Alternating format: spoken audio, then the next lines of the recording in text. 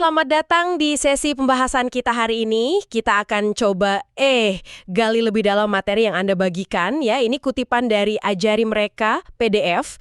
Menarik nih, fokusnya itu gimana sih orang tua itu secara mendasar ya membentuk anak-anak mereka. Jadi kayak guru seumur hidup gitu.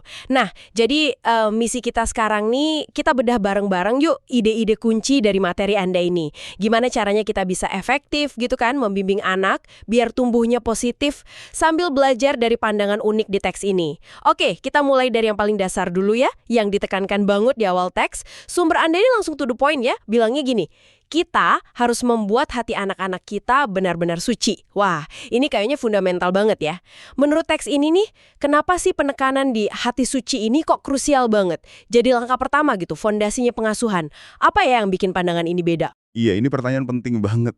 Jadi gini, teks ini tuh meletakkannya sebagai fondasi karena seperti yang dijelaskan selanjutnya ya, pengaruh orang tua tuh digambarkan ada di mana-mana. Kayak nggak terbatas ruang dan waktu gitu. Kutipannya kan bilang, kemanapun mereka pergi bermain, dimanapun mereka berada, kita harus memastikan bahwa mereka tumbuh dengan hati yang suci. Ini bukan cuma nyuruh berbuat baik biasa loh. Implikasinya tuh pembentukan karakter penyucian hati ini bukan agenda yang bisa dijadwalin atau cuma pas momen ngajar formal aja. Jadi yang unik di sini tuh penekanannya pada kontinuitas, terus-menerus gitu, dan totalitas mengaruhnya. Pembentukan ini tuh terjadi di setiap interaksi. Anda bayangkan, di setiap lingkungan secara konstan. Jadi kalau menetapkan hati suci sebagai tujuan utama, ya logikanya teks ini berarti memastikan inti moral, inti emosional anak itu kejaga, berkembang dengan baik gitu. Nggak peduli kondisi luarnya kayak gimana yang mungkin nggak selalu ideal kan? Fokusnya jadi bukan ke kepatuhan sesaat, tapi lebih ke nanemin kompas internal yang kuat sejak dini. Dan itu aktif terus di mana aja. Jadi bukan cuma momen kita sengaja ngajarin ya, tapi kondisi internal si anak ini yang harus dijaga terus-menerus. Di mana aja. Wah, itu perspektif yang kuat banget ya soal jangkauan pengaruh orang tua. Nah terus, gimana sumber ini melihat tantangannya? Menjaga hati suci ini kan nggak gampang ya di tengah dunia nyata yang mungkin nggak selalu mendukung. Ada petunjuk nggak sih gimana orang tua bisa ya menavigasi ini gitu? Secara eksplisit sih, teks ini nggak merinci ya strategi hadapi dunia luar. Tapi penekanannya di hati suci sebagai fondasi, sama peran orang tua yang omnipresent tadi, itu kayaknya menyiratkan kalau fokus utamanya ya bangun ketahanan internal si anak. Logikanya gini, kalau fondasi hatinya kuat, suci dalam arti punya integritas, ya kan, punya welas asih, kebenaran. Nah, anak itu bakal lebih mampu hadapi dunia luar yang kompleks. Nggak gampang tercemar atau kehilangan arah gitu. Jadi bukan fokus ke melindungi total dari luar, tapi lebih ke penguatan dari dalam. Gitu kayaknya. Peran orang tua ya sebagai penjaga utama kemurnian hati ini. Terutama di tahun-tahun awal yang formatif itu, lewat pengaruh konstan mereka. Tantangannya ya besar pasti. Tapi teks ini meletakkan tanggung jawab utamanya ya di pembentukan internal ini. Oke, jadi membangun benteng dari dalam ya. Masuk akal kenapa fondasi ini penting banget. Ini nyambung nih ke mekanisme kunci gimana pembentukan itu terjadi. Yang juga ditekankan banget di sumber Anda, ide bahwa anak itu, peniru ulung. Teksnya bilang mereka meniru tingkah laku kita. Bahkan disebut kayak burung beo ya, dalam niru kata-kata. Dan ada contoh yang jelas banget. Jika kita marah, seorang anak akan mengekspresikan kemarahannya melalui caranya sendiri.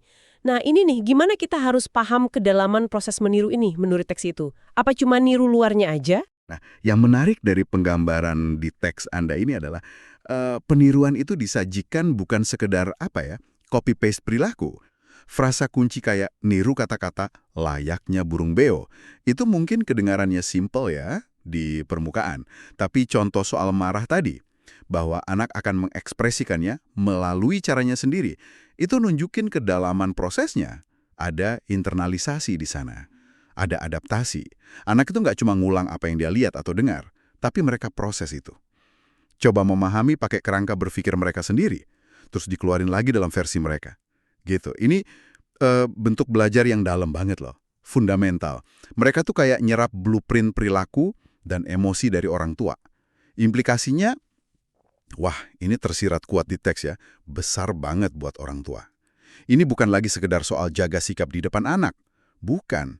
Tapi kesadaran penuh bahwa setiap tindakan kita, setiap nada suara, setiap respons emosi kita, bahkan yang kita anggap sepele atau nggak ada yang lihat ini, itu semua jadi materi kurikulum yang diserap anak.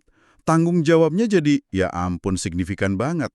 Karena kita secara aktif, meskipun sering nggak sadar ya, sedang merancang respon emosi dan pola perilaku mereka di masa depan.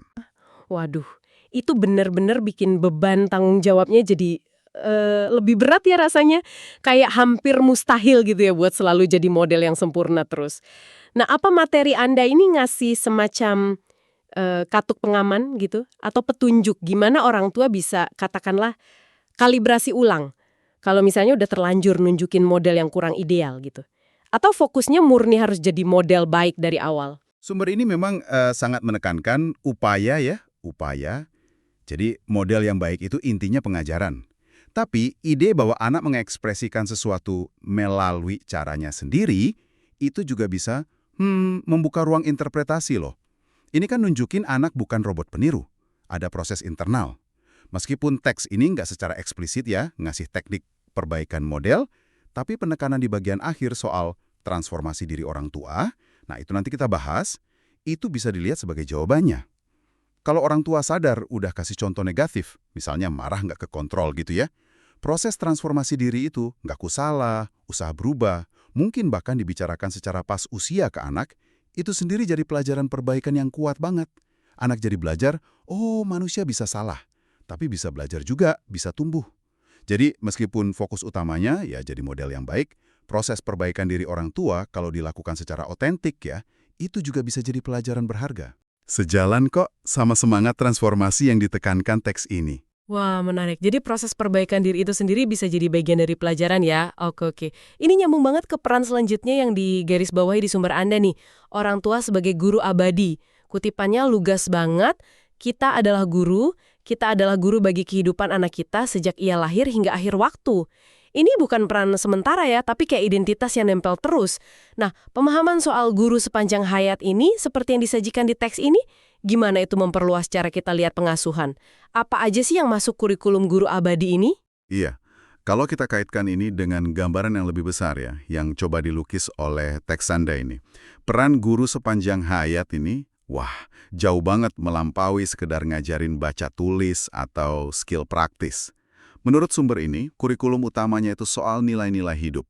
Cara interaksi sama orang lain, cara hadapi kesulitan, cara memahami dunia, bahkan cara memaknai hidup kita ini. Dan yang lebih dalam lagi, teks ini menekankan dampak jangka panjangnya. Dengan bilang, anak-anak belajar dari apa yang kita ajarkan kepada mereka, dan setelah mereka dewasa, mereka akan mengajarkannya kepada anaknya. Begitulah seterusnya. Ini menyoroti siklus belajar antar generasi. Kuat banget. Apa yang kita ajarkan lewat kata-kata, tindakan, dan terutama lewat keberadaan kita, itu nggak berhenti di anak kita. Itu jadi warisan tak terlihat yang mereka bawa. Diteruskan ke generasi berikutnya. Jadi, peran guru ini, dalam kacamata teks ini, bukan cuma soal bentuk satu individu, tapi berpotensi bentuk lintasan sebuah keluarga, bahkan mungkin komunitas, di masa depan. Setiap interaksi, setiap respons, setiap pilihan yang kita buat di depan mereka, itu bagian dari pengajaran ini. Dan gaungnya bisa panjang. Jadi warisan yang dimaksud teks ini tuh bukan cuma nasihat yang kita omongin langsung ya, tapi lebih ke cara hidup kita, cara menjadi manusia gitu, yang diturunkan secara implisit. Ini benar-benar memperluas makna mengajar ya jadinya. Nah, gimana pandangan ini menempatkan signifikansi pada interaksi sehari-hari, yang mungkin kita anggap remeh atau biasa aja gitu? Tepat sekali, tepat. Pandangan ini secara radikal ningkatin pentingnya momen-momen biasa. Cara kita respon kasir yang lama, misalnya. Atau cara kita ngomongin tetangga pas anak denger. Cara kita atasi frustrasi kecil sehari-hari. Cara kita nunjukin kasih sayang atau malah cuek ke pasangan. Semua ini, menurut logika teks ini ya, bagian dari kelas yang lagi jalan terus. Anak-anak itu kan pengamat yang tajam ya, penyerap yang ulung. Mereka belajar soal sabar, soal gosip, manajemen stres, soal cinta. Itu bukan cuma dari ceramah kita, tapi dari ngeliat langsung guru abadi mereka dalam situasi nyata. Jadi ya, nggak ada momen yang benar-benar off record gitu. Setiap saat itu kesempatan buat ngajar. Atau ya, ngajar sesuatu yang nggak kita inginkan malah. Ini menekankan pentingnya konsistensi dan kesadaran diri yang tinggi dari orang tua. Kesadaran konstan ya akan peran guru ini berat sih, tapi penting banget kayaknya. Dan salah satu alat utama dalam mengajar ini yang disorot khusus di teks Anda itu perkataan kita. Sumber ini nggak cuma bilang omong yang baik, tapi dirinci jenisnya. Jika kita bisa menghadirkan perkataan yang baik, perkataan yang membangun, perkataan yang indah, perkataan yang dipenuhi oleh belas kasih, perkataan yang dipenuhi oleh kearifan kepada anak-anak, mereka akan tumbuh di jalan kebenaran. Ini kedengarannya lebih dari sekedar komunikasi biasa ya, kayak alat pembentukan karakter yang aktif gitu. Gimana sih kata-kata spesifik ini, menurut logika teks ini secara bareng-bareng gitu, bisa ngembimbing anak ke jalan kebenaran? Jadi gini, teks ini tuh melihat bahasa bukan cuma sebagai medium informasi, tapi sebagai kekuatan pembentuk yang nyata. Formatif ya, pemilihan kata yang spesifik tadi itu menunjukkan ada nuansa dalam dampaknya. Perkataan yang baik mungkin ya nentuin nada dasar yang positif. Perkataan yang membangun itu secara aktif nanemin rasa percaya diri potensi ke anak. Bantu mereka lihat kekuatan diri mereka. Perkataan yang indah mungkin ini kaitannya sama apresiasi keindahan ya. Kehalusan budi, kebaikan dalam arti luas. Terus perkataan yang dipenuhi belas kasih. Ini secara langsung ngajarin dan jadi model empati. Kemampuan merasakan dan memahami orang lain. Dan perkataan yang dipenuhi kearifan. Ini ngebimbing pemahaman yang lebih dalam soal hidup, prinsip, konsekuensi. Jadi kalau orang tua secara konsisten pakai kombinasi perkataan ini, mereka itu nggak cuma bikin suasana enak. Bukan cuma itu. Menurut teks ini, mereka secara aktif membangun kerangka berpikir anak, cara merasakan anak, cara berperilaku anak. Mereka kayak ngasih peta gitu loh, peta linguistik dan konseptual yang ngarahin anak ke jalan kebenaran. Nah, jalan kebenaran ini bisa kita tafsirkan sebagai jalan perkembangan moral, emosional, spiritual yang utuh dan positif. Ini secara langsung nyambung ke tujuan awal tadi, buat pelihara hati yang suci. Bahasa jadi alat buat ngurus hati. Menarik banget ya cara teks ini milah jenis perkataan dan dampak spesifiknya. Bukan cuma anjuran umum omong baik, tapi ada kayak pemetaan fungsinya gitu. Ini berarti pilihan kata kita benar-benar penting banget ya. Ada peringatan nggak sih mungkin tersirat gitu di sumber ini soal dampak sebaliknya? Soal kekuatan destruktif kata-kata negatif? Kayaknya ya berlaku sebaliknya.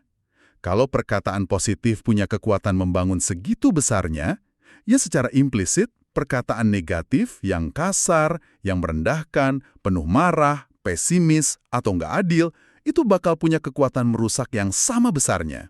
Kalau perkataan positif bangun jalan kebenaran, ya perkataan negatif bangun jalan sebaliknya.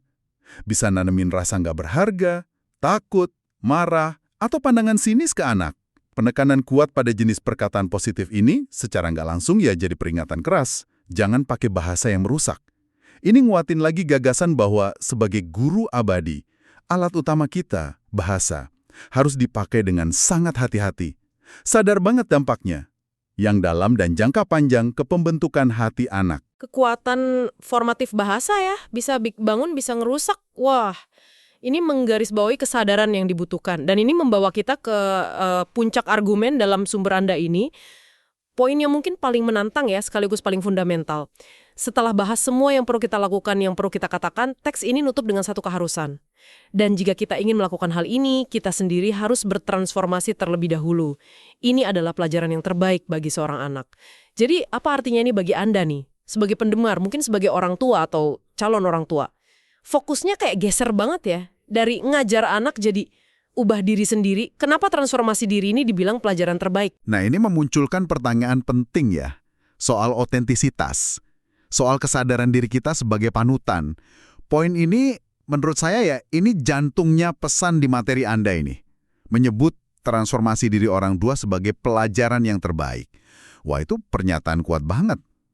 Implikasinya adalah pengasuhan yang paling efektif, paling berdampak itu bukan terletak pada kita kuasai teknik parenting terbaru atau punya pengetahuan banyak banget, bukan.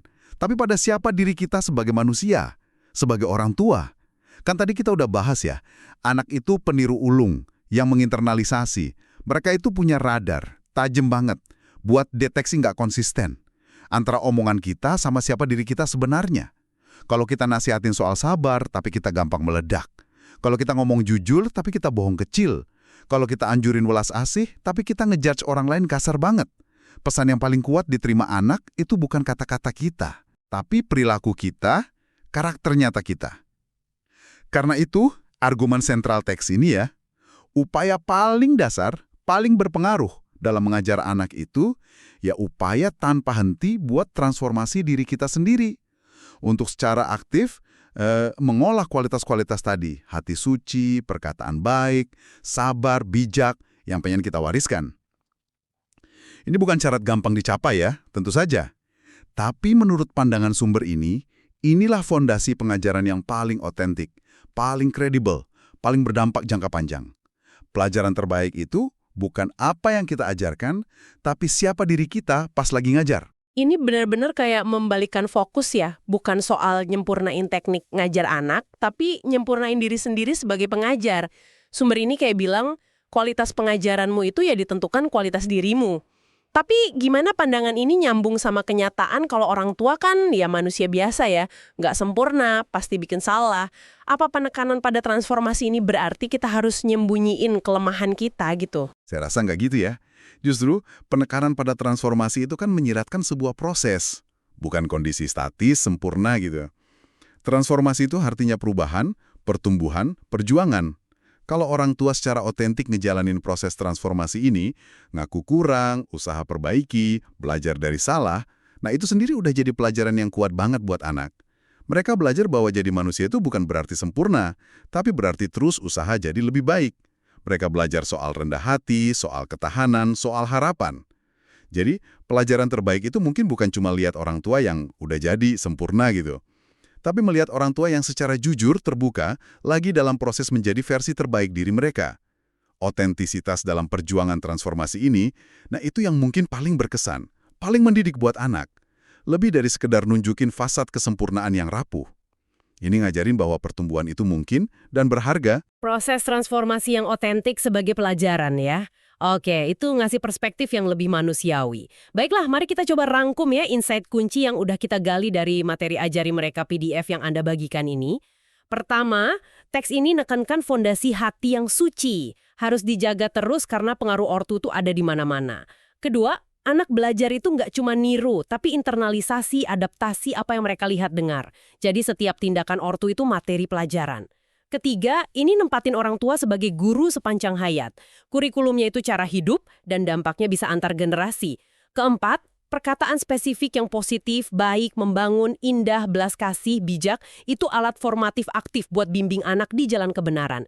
Dan yang paling puncak, transformasi diri orang tua, usaha terus-menerus jadi pribadi lebih baik, itu dianggap pelajaran terbaik, paling otentik buat anak. Semua ini menggarisbawahi warisan yang dalam ya, sadar atau enggak, yang kita ukir di diri anak-anak kita. Tepat sekali, iya. Semua elemen ini kayak jalin-menjalin ya, melukiskan gambaran soal dampak fundamental orang tua, yang bersumber dari siapa mereka dan bagaimana mereka jalani hidup. Bukan cuma dari apa yang diajarkan secara formal. Dan mungkin ya, sebagai bahan renungan terakhir buat Anda, yang muncul alami dari pembahasan materi Anda ini.